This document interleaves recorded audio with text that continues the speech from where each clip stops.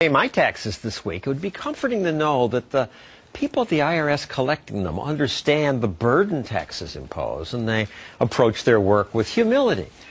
But then I saw this training video that they paid for to take off on Star Trek.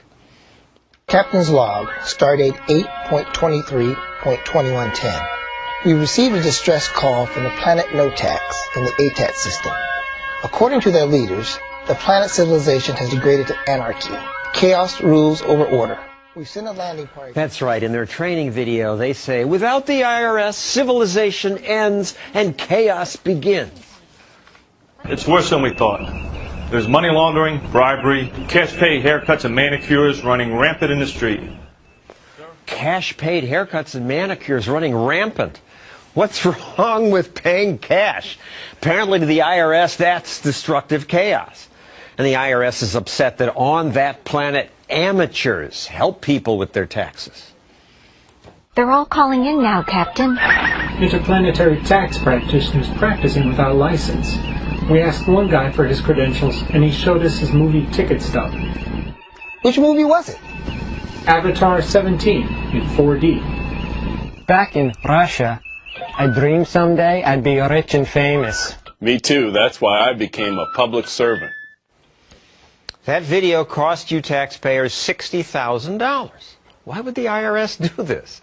This show's special correspondent Kennedy and Reason Magazine editor Matt Welch have some ideas, so why? What's going on here? This was a conference. This was a video in front of a conference of IRS investigators, and so it's a sort of way to build morale and make them feel good about themselves, so they can feel good that they're going throughout the galaxy and making sure that there's no chaos because there are IRS tax collectors scrounging through each and every seat cushion in the universe. It's inherently distrustful of human nature, and for that I find it patently offensive. And it's illogical.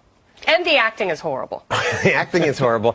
But there is logic that we need some taxes to pay for the government that we do need. There's no logic that somehow if you take the IRS out of the American picture, that it will devolve into anarchy. That doesn't make sense. We didn't have federal income taxes in this country 100 years ago. It's a century old, this notion, and the United States back then in 1900 was the biggest economy in the world. It wasn't chaos, it wasn't anarchy, it was the world's most successful economy before the federal income tax. And the government got money from tariffs, user fees. Exactly. And the last clip confused me because they say, oh, on this horrible planet, amateurs were helping people with their taxes. The IRS, the government tried to get a law passed saying you had to have a license to give tax help.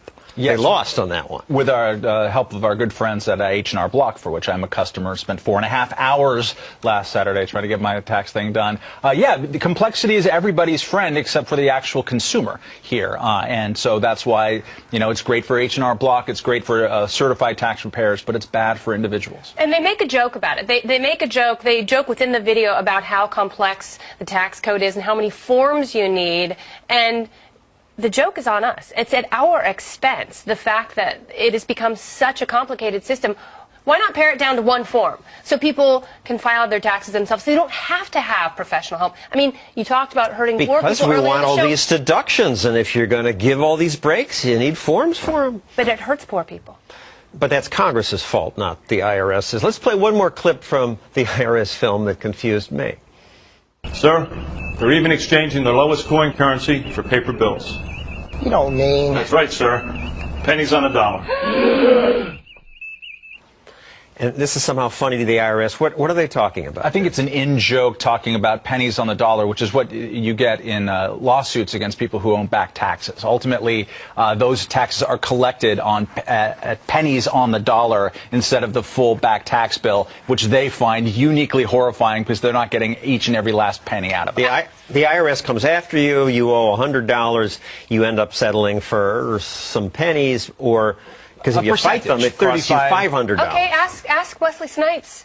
He's paid with his reputation and his freedom. He's rotting in a Spanish prison right now. It might not be a Spanish prison, but Wesley Snipes was sentenced to 3 years in prison for federal tax evasion, and he's not the only person who's suffered because of his celebrity. And let's also remember that the IRS is the only tax collecting agency in the entire world that says it can go around and force foreign banks to collect taxes